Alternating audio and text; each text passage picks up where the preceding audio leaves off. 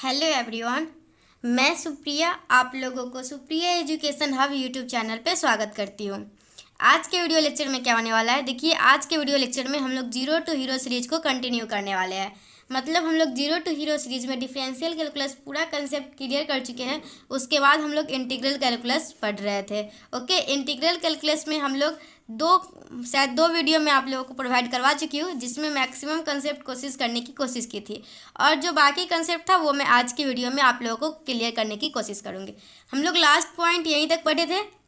अगर हम लोगों का इंटीग्रेशन कोई जीरो से टू ए है तो उसको हम लोग क्या जीरो से A F X plus zero plus F of two A minus X लिख सकते हैं।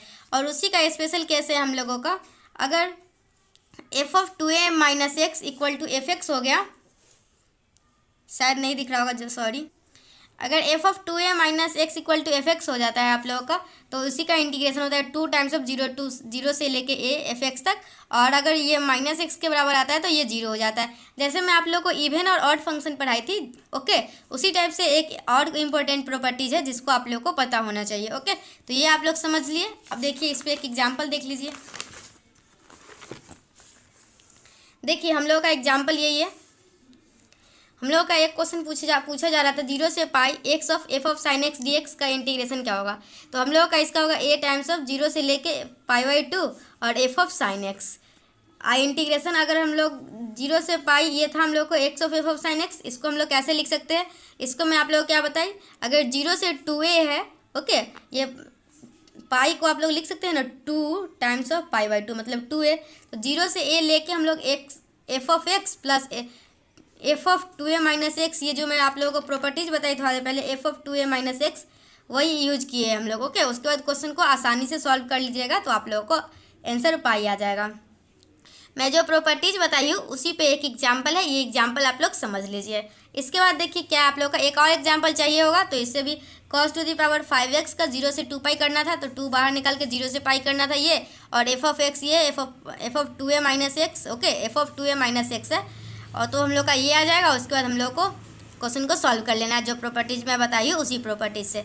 उसके बाद देखिए आप लोग का क्या है, ये आप लोग को याद रखना है। अगर आप लोगों से सीधा सीधा क्वेश्चन पूछा जाएगा, जीरो से pi by two L N of sine X क्या होता है, या फिर जीरो से pi by two L N of cos X क्या होता है, या फिर जीरो से pi by two sine L N of sine two X क्या होता है, तो इसका आप लोग को याद होना चाहिए। इसका होता है pi by two L N two. अगर ये आप लोग को ये याद है, ये प्रॉपर्टीज, ये तीनों बराबर होता है और ये तीनों का वैल्यू होता है pi by two L N two, तो आप लोग बहुत सारे क्वेश्चन को आसानी से सॉल्व कर सकते हैं। ओके, अब नेक्स्ट देखिए, मेरा वीडियो आप लोगों को कैसा लगता है कमेंट सेक्शन में बताते रहिएगा। ये क्या आप लोग का देखिए, वो जो मैं आप लोगों को बताई हूँ उसी पे एक क्वेश्चन है। ये हम लोग का लिमिट था, ओके, इस लिमिट को हम लोग को सॉल्व करना है। इसको हम लोग एक्स की जगह पे क्या लिखे, this plus this minus x, दोनों को ऐड कीजिएगा तो क्या होगा, pi by four plus three pi by four, four pi by four मतलब पाई माइनस एक्स, ये हो गया। उसके बाद हम लोग दोनों इक्वेशन को ऐड कर लेंगे, उसके बाद इंटीग्रेशन आसानी से सॉल्व हो जाएगा। थोड़ा देर पहले जो मैं प्रॉपर्टीज बताई थी, this plus this minus x, उसी प्रॉपर्टीज पे इस क्वेश्चन को सॉल्व किया गया हुआ है। ओके, आप लोग एग्जाम्पल से समझ सकते हैं, एग्जाम्पल आप लोगों के सामने है। मैं उतना टाइम वेस्ट नहीं करूंगी इसको पूरा इंटीग्रेशन सॉल्व करने में, आप लोग देख के समझ सकते हैं। इतना तो क्लास 11 12 में इंटीग्रेशन पढ़े ही थे। मैं आप लोग को बस प्रॉपर्टी जल्दी जल्दी रिवीजन करवाती हूँ। देखिए अगर कोई आप लोग का जीरो से लेके N T F of x D X दिया हुआ है, तो आप लोग एन को बाहर निकाल के जीरो से टी एफ एक्स इंटीग्रेट कर सकते हैं। ओके, नेक्स्ट देखिए क्या है, ये कुछ प्रॉपर्टीज है जो आप लोग को पता होना चाहिए। अगर ए से ए प्लस एन टी है ना, तो आप लोग ए से ए प्लस एन टी है, तो मतलब इसको क्या लिख सकते हैं, जीरो से एन टी। ओके, अगर जीरो से एन टी है तो एन को बाहर निकाल के जीरो से टी करके इंटीग्रेट कर लेंगे। अगर एम टी से एन टी है तो आप लोग एन माइनस एन जीरो से T F x D x करके इंटीग्रेट कर लेंगे। अगर N T plus A N T और ए प्लस एन टी है तो आप लोग जीरो से ए एफ एक्स को इंटीग्रेट कर सकते हैं। ये सब आप लोग को प्रॉपर्टीज़ है जो मैं आप लोग ऐसे सभी प्रॉपर्टीज़ आप सभी को आता ही होगा, क्लास 12 में पढ़े होंगे आप लोग, लेकिन फिर भी मैं एक बार रिवीजन करवा देती हूँ। ओके, अगर ए प्लस एन टी से बी प्लस एन टी है तो आप लोग का ए से लेके B F of x D X हो जाएगा। इसके बाद मैं सोच रही थी आप लोगों को 2D का रिवीजन करवा दी, बहुत दिनों से 2D का कमेंट आ रहा है। देखिए ये ए प्लस ए और ए प्लस क्या है यहाँ पे 80 है, तो आप लोग इसको क्या लिख सकते हैं, इस टाइप से लिख सकते हैं, और क्वेश्चन को ऐसे सॉल्व कर सकते हैं। चलिए ये सब प्रॉपर्टीज मुझे नहीं लगता आएगा, मैं नेक्स्ट दिखाती हूँ आप लोग को। ये लेबनीज थ्योरम है। ओके, अगर F of X G X से एच एक्स है दिस, तो आप लोग इसको डिफ्रेंशिएट कर सकते हैं। लेबनीज थ्योरम क्या होता है? Integration of differentiation of integration, मतलब इस इंटीग्रेशन को डिफ्रेंशिएट करना ही लेबनीज थ्योरम होता है। ये शायद आप लोगों को नहीं पढ़ना है। एक लेबनीज थ्योरम पढ़ना था इन उसमें जो u इंटू भी जो होता है आप लोग को n टाइम्स तक डिफ्रेंशिएट करना होता है। हाँ, डिफरेंशियल कैलकुलस में एक लेबनीज थ्योरम पढ़ना था और ये लेबनीज थ्योरम कुछ दूसरा है। ओके, क्लास 12th में ये पढ़ना था। अगर जेई मेन टाइप का आप लोग स्टडी किए होंगे तो, अगर बोर्ड टाइप का स्टडी किए होंगे तो उसमें तो सिंपल रहा था, सिंपल था। ओके, तो आप लोग इसको लेबनीज थ्योरम ये सब रहने दीजिए, शायद आप लोग के सिलेबस में नहीं। एक बार मैं आप लोग का सिलेबस देखना चाहती हूँ, रुक जाइए देख लेते हैं। चलिए मिल गया, मुझे बुक मिल ही नहीं रहा था, मैं वीडियो को पॉज करके 1 घंटा से खोज रही थी। रुक जाइए 2 सेकंड, आप लोगों को क्या मैथ ऑनर्स का आप लोगों को पढ़ा रही हूँ ना अभी। Just wait. देखिए यही आप लोगों का सिलेबस है, जिसमें मैं आप लोगों को रेशनल एंड इरेशनल फंक्शन का बता चुकी हूँ। लिमिट ऑफ सम, मैं आप लोगों को लिमिट ऑफ सम जो है ना मॉडल पेपर में बहुत ही अच्छे से सिखाई हुई हूँ। डेफिनेट इंटीग्रल के मैक्सिमम प्रॉपर्टीज हम लोग देख चुके हैं। रिडक्शन फॉर्मूला भी मैं आप लोग को बता चुकी हूँ। आज कोशिश करूँगी आप लोगों को कर्व ट्रेसिंग बताने का। ओके, कर्व ट्रेसिंग का नोट्स आप लोगों को प्रोवाइड करवा दूँगी। ओके, देखते हैं अब क्या होता है आगे। चलिए अब आगे देखते हैं। ये सब हटाइए आप लोग, ये सब आप लोग के काम का नहीं है। हाँ चलिए, लिमिट ऑफ सम आप लोग एक बार देख लीजिए, आप लोग के सिलेबस में भी है। मैं मॉडल पेपर में तो बताई ही थी, लेकिन एक बार फिर से इसमें बता देती हूँ। यही लिमिट ऑफ सम है। ओके, जो इसमें h equal to b minus, ये आप लोग n h equal to B minus a से बहुत सारे स्टूडेंट को याद होगा, और बहुत सारे को h equal to B minus A upon N से। सभी का याद करने का तरीका अलग अलग था, तो सभी का अलग अलग याद होगा। मैं n h equal to B minus a से याद की थी। ओके, तो देख सकते हैं हम लोग का लिमिट ऑफ क्या होता है। ए से b F of x D x का लिमिट होता है n tends to infinity, r equal to 0 से n minus 1, b minus a upon n into f. यही हम लोग का होता है f b minus a upon n f of a plus, नहीं दिख रहा होगा पूरा, f of a plus b minus a r by n. हम लोग, मैं आप लोगों को क्या सिखाई थी, आर बाई एन को हम लोग एक्स इंटरचेंज करते हैं, 1 बाई एन को डी एक्स इंटरचेंज करते हैं, ये सब सिखाई थी ना, यही सब है हम लोगों का। यहाँ पे आप लोग देख सकते हैं, ये रिमेंबर रखना है, summation of r equal to 0 से n minus 1 h of f of a plus r h, जिसमें आप लोग को h इक्वल टू लिखना है b minus a upon n, मतलब n h equal to B minus a. आप लोग को एन एच का वैल्यू निकालना होगा ना, तो आप लोग ऐसे निकाल सकते हैं। आप लोग बोर्ड एग्जाम में कैसे देखे होंगे, देखिए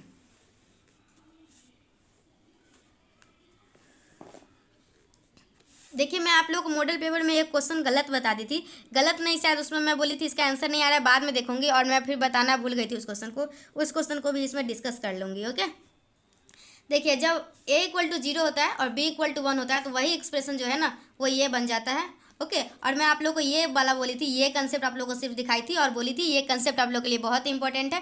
1 बाई एन को डी एक्स में इंटरचेंज करना होता है, एफ एक्स को आर एन को आप लोग एफ ऑफ एक्स में चेंज कर लेते हैं, और समेसन को इंटीग्रेशन में, और इसको लिमिट को इस लिमिट को में चेंज कर लेते हैं। ये आप लोगों का क्या बोलते हैं, लिमिट ऑफ सम है ना, ये बहुत ही इंपॉर्टेंट है। इससे आप लोग के मॉडल पेपर में लगभग 7-8 क्वेश्चन इसी से था, जिसमें मैं आप लोगों को 7 क्वेश्चन करवाई थी और 1 क्वेश्चन आप लोगों को होमवर्क में दे दी थी। ओके, देख लीजिए, इस पर आप लोग करना क्या होता है, लिमिट ऑफ सम में, लिमिट ऑफ सम से इंटीग्रल में चेंज करना होता है। 1 बाई एन को आप लोग डी एक्स लिखते हैं, आर बाई एन को एक्स लिखते हैं, limit of x tends to a summation को इन्फिनिटी लिखते हैं, और अपर लिमिट और लोअर लिमिट को इस प्रकार फाइंड करते हैं। देखिए एक एग्जांपल यही था, 1 बाई एन प्लस 1 था आप लोगों के क्वेश्चन में, तो मैं आप लोगों को शायद नहीं बताई थी या फिर क्या की थी, मुझे उतना अच्छे से याद नहीं है। ओके, तो शायद मैं बोली थी, बाद में बताऊँगी, लेकिन बताई नहीं थी, तो आप लोग अभी ध्यान दे दीजिए। 1 by n plus 1 plus 1 by n plus 2 plus this था, तो इसको हम लोग लिख सकते हैं summation of r equal to 1 से n 1 by n plus r, और फिर हम लोग को क्या करना है, एन से डिवाइड और मल्टीप्लाई करेंगे, तो हम लोगों का 1 बाई एन इधर आ जाएगा और यहाँ 1 प्लस आर बाई एन बचेगा। आर बाई एन को हम लोग एक्स लिख सकते हैं और 0 से 1 तक इंटीग्रेट कर लेंगे, तो हम लोग का l N of 1 plus x 0 से 1 आएगा, तो हम लोग का एल एन 2 आ जाएगा। ओके, तो आप लोग इस क्वेश्चन को सॉल्व कर लीजिएगा। ओके, यही था 1 बाई एन प्लस 1। ये क्वेश्चन आप लोग के मॉडल पेपर में है, मॉडल पेपर में मैं जिनको नहीं बताई थी ना, वो आप लोग इसमें समझ लीजिए, यही क्वेश्चन था। मैं शायद उस समय बोली थी, बाद में देखती हूँ, फिर मैं भूल गई। ओके, तो आप लोग फिर मॉडल पेपर में मत कमेंट कीजिएगा उस क्वेश्चन के लिए, यहाँ से देख लीजिए। अब एक क्वेश्चन क्या है आप लोग को, इसी टाइप का शायद एक क्वेश्चन था आप लोगों के पावर m, उसमें शायद इवन नंबर था जो आप लोगों को होमवर्क दी थी मैं। Limit of n tends to infinity 1 के पावर m प्लस 2 के पावर m प्लस 3 के पावर m, ये क्वेश्चन है आप लोगों को। और आप लोगों को क्या करना है, इसको चेंज करना है r बाई n में, ताकि r बाई n को आप लोग x में चेंज कर ले, और 1 बाई n लाना है ताकि 1 बाई n को आप लोग dx लिख सके। और जब जैसे ही आप लोग का इंटीग्रेशन में चेंज हो जाता है तो क्वेश्चन को आसानी से सॉल्व कर सकते हैं। ओके, तो आप लोग देख सकते हैं इस टाइप के क्वेश्चन को कैसे सॉल्व करते हैं, और मैं बहुत सारा क्वेश्चन सॉल्व करके बताई भी हुई हूँ। ओके, ये अलग अलग कर लीजिए, इसको इसमें चेंज कर लीजिए, r बाई n को x लिख लीजिए, 1 बाई n को dx लिख लीजिए, फिर क्वेश्चनों को आसानी से सॉल्व कर लीजिए। ओके, यही क्वेश्चन था शायद, नहीं उसमें शायद ये जो यहाँ पे मुझे जहाँ तक याद है, यहाँ 1 2 3 है ना, तो उसमें शायद इवन नंबर था 2 4 6 करके था। तो आप लोग क्वेश्चन को सॉल्व कर लीजिएगा। ओके, आप लोग प्रोसेस समझ सकते हैं, इसी प्रकार से सॉल्व करना है। ये क्वेश्चन आप लोग के मॉडल पेपर में भी था, जिसमें आप लोगों को मॉडल पेपर में यहाँ पे k to the power k into n के पावर n था। ओके, तो आप लोगों को k to the power n बाहर निकालेगा तो यहाँ पे 1 बाई n है, तो आप लोगों को बाहर k 1 बाई k निकलेगा, और क्वेश्चन 1 बाई k को बाहर निकाल लीजिए, और बाकी यही था, बाकी सबको सॉल्व कर दिए थे। ओके, याद आ रहा है आप लोगों को कुछ इस टाइप का क्वेश्चन आप लोग के मॉडल पेपर में था। मेरे नोट्स में जो क्वेश्चन है उसी नोट्स से आप लोग के मॉडल पेपर में भी क्वेश्चन बनाया गया है, सोचिए। तो ये नोट्स से ही आप लोगों के एग्जाम में भी क्वेश्चन आएगा। ये मैं नोट्स बहुत पहले ही बनाई हुई हूँ, ये नहीं कि सिर्फ मॉडल पेपर आने के बाद ये नोट्स मैं तैयार की, ये नोट्स मैं बहुत पहले बनाई हुई थी। और इसी नोट्स से आप लोग को ये क्वेश्चन भी नोट्स में था, आप लोग के मॉडल पेपर में था। इससे पहले जो बताई वो भी था, उससे पहले जो बताई 1 बाई 1 प्लस n प्लस 1 वो भी था। सोचिए मेरे नोट्स में जितना भी एग्जाम्पल बताया गया है ना, सभी क्वेश्चन आप लोग के मॉडल पेपर में मैच है। ओके, आप लोग देख सकते हैं, खुद जाके देखिए। और ये नोट्स आज का नहीं है, ये नोट्स लगभग 1-2 साल पहले का है। Limit of n tends to infinity 1 2 3 से n, फिर n का पावर है 1 by n। Limit of n tends to infinity 1 by n, इसको अलग अलग कर लिए हैं, और लॉग लेके दोनों तरफ, क्योंकि ये मल्टीप्लिकेशन को समेशन में चेंज करना था, तो हम लोग के पास एकमात्र में, तो हम लोग लॉग से क्वेश्चन को आसानी से सॉल्व कर सकते हैं। ओके, चलिए देख लीजिए, ये वही क्वेश्चन है जिसको चेंज करके बनाया गया है। ओके, तो देख लीजिए, इसको e टू दी पावर -1 आया आंसर। ओके, इसमें मैं बनाई थी तो e टू दी पावर -1 आया था, और 1 बाई k अब हम लोग जो हम लोग के मॉडल पेपर में था उसमें सिर्फ k को ऐड कर दिया गया था, उस k को बाहर निकाल लिया गया है, तो हम लोग का l equal to e to the power -1 आ गया है। ओके, कि मतलब वहाँ पे k इन्वर्स 1 बाई k था, तो 1 बाई k को k इन्वर्स लिख सकते हैं, तो k इन्वर्स e इन्वर्स उसका आंसर आ गया था। याद आ रहा है जिस जिसको मॉडल पेपर जो सॉल्यूशन देखे थे, जिस जिसको ये सभी क्वेश्चन याद आ रहा है वो कमेंट सेक्शन में मुझे जरूर बताइएगा। आपके नोट्स में जो क्वेश्चन है वही क्वेश्चन आप लोग मॉडल पेपर में भी दिया गया हुआ है। देखिए, उसका रिडक्शन फार्मूला है, रिडक्शन फार्मूला भी आप लोग के मॉडल पेपर में दिया गया हुआ था। मैं इनडेफिनिट का रिडक्शन फार्मूला आप लोग को दिखा दी थी, डेफिनिट का भी आप लोग देख लीजिए, ये होता है। और ये फार्मूला आप लोग याद कर लीजिए, क्योंकि एग्जाम में आने वाला है। साइन का होता है n-1 upon n i n-2। Okay, और कॉस का भी शायद यही होता है। देखिए, इनडेफिनिट का ये होता है, और डेफिनिट का ये होता है। ओके, अब नेक्स्ट देखिए आगे क्या क्या फार्मूला है। देखिए, एक एग्जाम्पल से देख लीजिए, 0 से π/2 sine to the power 10x dx निकालना है, तो i 10 निकालना है, तो क्या फार्मूला मैं बताई, n-1 upon n i of n-2, तो वही n-1 upon n i of n-2। तो हम लोग का 10 है, तो 10-1 अपॉन 10 i 8, 10 में से 1 जाएगा तो 10 में से 1 जाएगा तो 9, तो 9/10 इंटू, और फिर हम लोग को क्या करना है, 10/9 कर 9, 10 में से 1 गया तो 9, 9/10 हो गया। और फिर i8 को निकालना है, तो i8 को निकालेंगे तो कैसे होगा, 1 सब्ट्रैक्ट करेंगे तो 8 में से 1 जाएगा तो 7, और नीचे n है मतलब 8, तो यहाँ i6 आ जाएगा। फिर हम लोग को इसको अब इसको करेंगे, तो इसमें कैसे कीजिएगा, एक घटाइए तो 5, और देखिए आप लोग यहाँ पे इतना कर लिए ना 9 7, तो अब क्या कीजिएगा, 9 हो गया, 7 हो गया, 5 हो गया, 3 हो गया, 2 हो गया, 1 हो गया, खुद से करने लगेगा।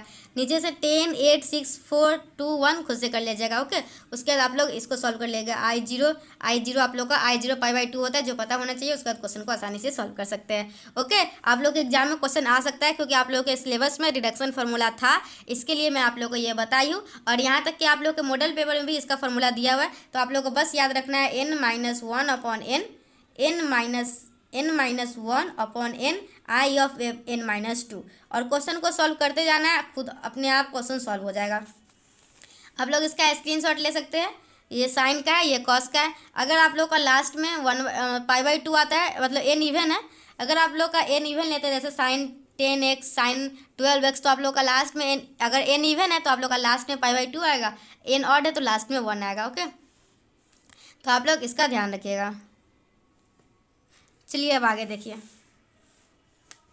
उसी पे एक एग्जाम्पल है, जैसे साइन पे एक एग्जाम्पल मैं बताई, तो आप लोग कॉस पे भी एक एग्जाम्पल देख लीजिए। एक स्टूडेंट मुझे बोली थी जीरो टू हीरो बैच में जैसे कोई कंसेप्ट बताते हैं तो सभी में एक एग्जांपल बताते हुए चलिए ताकि कंसेप्ट क्लियर हो जाए। तो देखिए मैं आप लोग को जितने भी कंसेप्ट बताई हूँ आप लोग देख रहे होंगे, कंसेप्ट के बाद एक एग्जाम्पल जरूर दिया गया हुआ है ताकि आप लोग का कंसेप्ट क्लियर हो सके।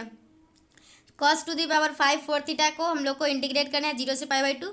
तो आप लोग इसको क्या कर सकते हैं, cos टू दी 4 थीटा को x मान लिए तो 4 डी थीटा dx हो गया। फिर इसको आप लोग x में चेंज कर लिए, उसके बाद x में चेंज कर लिए इसको।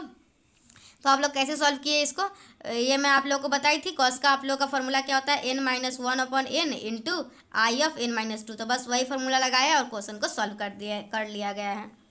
ये सब बहुत ही आसान क्वेश्चन है। tan का देख लीजिए, tan का आप लोग का देखिए साइन का cos का 0 से π/2 था, और tan का आप लोग का देखिए इस क्वेश्चन में आप लोग को मैं कुछ बताना चाहती हूँ। देखिए पहला बात तो यहाँ 4 थीटा है और हम लोग पढ़े थे तो वो यहाँ पे एक नॉर्मल एक्स था। ओके, यहाँ 4 थीटा हम लोग पढ़े थे तो वो नॉर्मल एक्स का फॉर्मूला याद किए थे, और हम लोग जो पढ़े थे उसमें लिमिट 0 से π/2 था।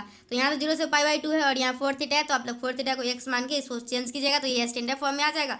मतलब कहने का ये मतलब है आप लोग को यहाँ पे 0 से π/2 रखना होगा अगर आप लोग इंटीग्रेशन वाला वो शॉर्टकट मेथड यूज करना चाहते हैं तो रिडक्शन फार्मूला, यही बस कहना चाहती हूँ। इसी तरीके से आप लोग को इंटीग्रेशन में भी 0 से लेकर π/4 अगर tan के पावर nx में ये 0 से tan का करते हैं ना आप लोग यहाँ पे कुछ भी, तो 0 से π/2 0 से π/4 इसका लिमिट चाहिए।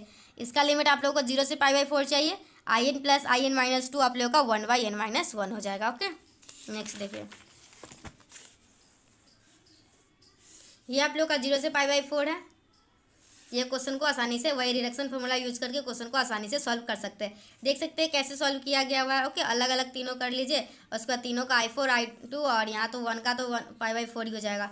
और i4 का फार्मूला क्या बताई थी मैं, 1/n-1 मतलब 1/3, i2 का 1/2 - 1 मतलब 1। बस हो गया। चलिए नेक्स्ट देखिए, ये आप लोग को मैं बताई थी। अच्छा या फिर आप लोग देख लीजिए, अगर साइन और कॉस दोनों है तो क्या कीजिएगा। देखिए साइन और कॉस जब दोनों है तो क्या कीजिएगा, 0 से π/2 में साइन और कॉस दोनों है तो उसका फॉर्मूला होता है m-1। सिर्फ साइन रहता है उसका फॉर्मूला, साइन और कॉस रहता है सिर्फ, तो उसका फॉर्मूला मैं बता चुकी हूँ।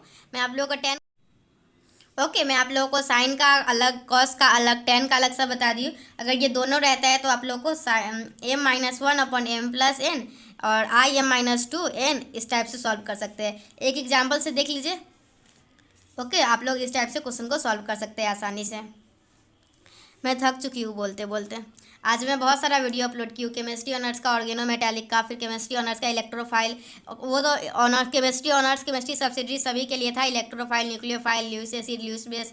उसके बाद मैं केमिस्ट्री सब्सिडरी के लिए एक आइडिया ऑफ इलेक्ट्रॉन डिस्प्लेसमेंट का वीडियो का मतलब कि मोस्ट इंपॉर्टेंट ऑब्जेक्टिव था ना, वो ग्रुप सी का सिलेबस है केमिस्ट्री सब्सिडरी का ही, तो मैं वो भी आप लोगों के लिए अपलोड की हूँ। ओके, बहुत सारा वीडियो अपलोड की हूँ। तो मैं आज वीडियो बनाते बनाते थक चुकी हूँ, मेरा पूरा हालत ख़राब है। देखिए वाली फार्मूला क्या है, 0 से π/2 है, sine to the power mx। और आप लोग का भी बहुत सारा कमेंट आ रहा है 2D बना दीजिए, कोई बोलता है 3D बना दीजिए, कोई बोलता है मॉडल पेपर बना दीजिए, कोई बोलता है गैस पेपर बना दीजिए। मेरा पूरा हालत ख़राब है सुबह से वीडियो बनाते बनाते। ओके, देखिए वाली फार्मूला क्या है, तो मैं आप लोग को मैं सभी के लिए कुछ कुछ वीडियो देना होता है, तो मैथ ऑनर्स के लिए आज मैं 0 to हीरो का 3rd लेक्चर इंटीग्रल कैलकुलस का बना ले रही हूँ। उसके बाद शायद मैं बना पाऊँगी या फिर नहीं, पता नहीं, क्योंकि मैं पूरे तरीके से थक चुकी हूँ। देखिए ये क्या आप लोग का वाली फार्मूला, 0 से π/2 sine to the power mx into cos nx। तो ये आप लोग का होता है k इंटू π/2 और यहाँ होता है k।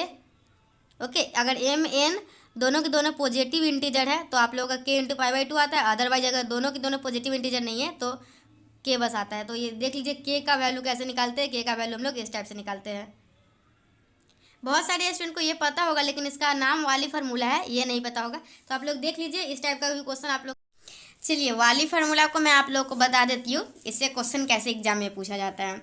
तो ये 0 से π/2 है, sign 6x into cos 4x। तो मैं क्या बताई हूँ आप लोग को वाली फार्मूला में देख सकते हैं k इंटू π/2, और k कैसे निकालते हैं, m-1 m-3 करके। मतलब अगर यहाँ पे m मतलब साइन का पावर है, ओके, तो हम लोग कैसे लिखेंगे, यहाँ पे 5 लिखेंगे इंटू फिर m मतलब कि यहाँ से m-1 किए, फिर m-3 मतलब 6 में से 3 गया तो 3 मतलब 5 3 1 डिक्रीज करते चले जाएंगे 2 2। फिर नीचे क्या करेंगे m + n मतलब दोनों को ऐड करेंगे 6 4 10 और फिर 2 2 डिक्रीज करते चले जाएंगे। ओके, इसी टाइप से आप लोग k का वैल्यू निकाल लीजिएगा। ओके, और क्या बताई मैं, k इंटू पाई/2 कब होता है? देखिए पाई/2 कब होता है? जब m और n दोनों के दोनों पॉजिटिव इंटीजर हो। तो यहाँ 6 और 4 दोनों के दोनों पॉजिटिव इंटीजर है, तो हम लोग ये वाला काम पूरा करके पाई/2 से मल्टीप्लाई कर देंगे। ओके, तो आप लोग का ये आंसर आ जाएगा। नेक्स्ट क्वेश्चन देख सकते हैं, एक एग्जाम्पल है एक और, इसको समझे चाहे तो समझ लीजिए, नहीं चाहिएगा तो छोड़ दीजिए इसको। ओके, बस अब ख़त्म ही है आप लोगों का। देखिए इनडिफिनिट इंटीग्रेशन में पूरा खत्म की, डेफिनेट इंटीग्रेशन भी पूरा खत्म आज। ये इसके बाद कुछ नहीं है आप लोग का। ये एक क्वेश्चन है, बस क्वेश्चन को हटाइए। एरिया अंडर कर्व समझ लेते हैं अब। ओके, इसी वीडियो में एरिया अंडर कर्व समझिएगा या फिर नेक्स्ट वीडियो ला दूँ आप लोग के लिए? इसी में समझा देती हूँ एरिया अंडर कर्व। देखिए एरिया अंडर कर्व है symmetry about x axis if all the power of y is the equation are even then the curve is symmetric about x axis. देखिए अगर आप लोगों का y का पावर इवन होगा तो आप लोग बोल सकते हैं वो एक्स एक्सिस के सिमेट्रिक है। ओके, जैसे y² = 4x में y का पावर इवन है, मतलब ये एक्स एक्सिस के सिमेट्रिक है। ओके, जैसे x में जितना ऊपर है उतना ही नीचे है, मतलब ये एक्स एक्सिस के सिमेट्रिक है। ये क्या सिमेट्री अबाउट वाई एक्सिस में क्या होता है? वाई एक्स, देखिए अगर वाई का पावर इवन है तो एक्स का सिमेट्रिक, अगर एक्स का पावर इवन है तो वाई का सिमेट्री। बस इतना ही समझना है और कुछ नहीं समझना है। क्या समझे? अगर आप लोगों का वाई का पावर इवन है तो वो एक्स एक्सिस के सिमेट्रिक होगा, अगर एक्स का पावर इवन है तो वो वाई एक्सिस के सिमेट्रिक होगा। देख सकते हैं स्टेटमेंट टाइप क्या लिखा हुआ है, if all the power of x is the equation are even then the curve is symmetric about y axis. जैसे x² = 4ay। ओके, तो आप लोग का x का पावर इवन है तो ये y के सिमेट्रिक है। देख सकते हैं इक्वेशन। देखिए नेक्स्ट क्या, अगर symmetry about both the axis हो तो क्या होगा? x के पावर भी इवन होगा और y के पावर भी इवन होगा। देखिए ये मैं कर्व ट्रेसिंग का भी कंसेप्ट बताऊंगी ना, कर्व अभी इसके बाद मैं नेक्स्ट वीडियो कहीं लाऊँ या फिर इसमें ही अगर हो सके तो करवा दूंगी, तो मैं उसमें आप लोग कर्व ट्रेसिंग में बताऊंगी सिमेट्री कैसे देखते हैं। उसके बाद दो चार स्टेप करके उस क्वेश्चन को सॉल्व करते हैं कर्व ट्रेसिंग का, वो भी मैं बताऊँगी। Symmetry about both axes. If all the power of x and y in the equation are even, the curve is symmetric about the x axis as well as y axis.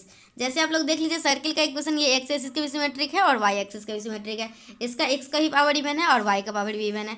ये देख लीजिए x² / a² - a² = 1, इसका ये है, इसका भी दोनों power even है। उसके बाद देखिए symmetry about both the axis if the equation of the curve remains unchanged by the interchanging x and y then the curve symmetric about the line y = x। अगर आप लोग y = x चेंज करते हैं, y की जगह पे x डालते हैं तो आप लोग को इक्वेशन में कोई चेंज नहीं होता है, तो वो आप लोग को y = x के अबाउट सिमेट्रिक है। ओके, जैसे देखिए अगर x³ + y³ = 3xy है, तो अगर आप लोग करते हैं इसको x को y में इंटरचेंज कर देते हैं और y को x में इंटरचेंज कर देते हैं, तो ये जो आप लोगों का इक्वेशन होता है तो सेम ही आया। तो सेम आया तो मतलब ये आप लोग का x = y के सिमेट्रिक होगा। तो x = y का लाइन ये होता है, ये इसके अबाउट सिमेट्रिक है। ऊपर भी इतना ही है, ऊपर नीचे भी इतना ही है। समझ में आया?